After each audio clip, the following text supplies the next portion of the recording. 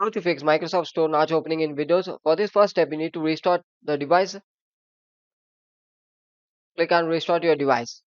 Once the restart is complete, after move on with the next step. Search for settings. Click it. Click system settings in the left side. Scroll down and search for troubleshoot settings. Open the troubleshoot settings. And go to other troubleshoot and follow the on-screen instruction given. After completing, come to next step. Click settings. Click app settings. Click install app. Scroll down and search for Microsoft Visual C++. If you're having the older version, means you need to download and install the latest version. Go to the official website of Microsoft, download and install it.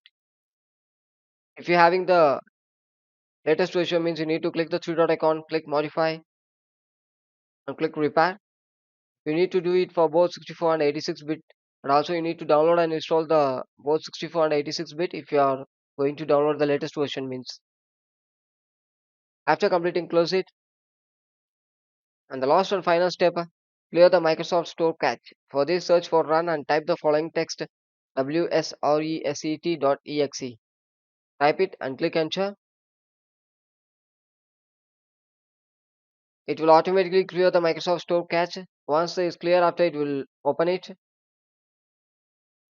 After that, you need to go to settings, click Windows Update, and make sure your Windows should be in up to date. If there is any download or installation pending having, means you need to download and install it and make your Windows up to date.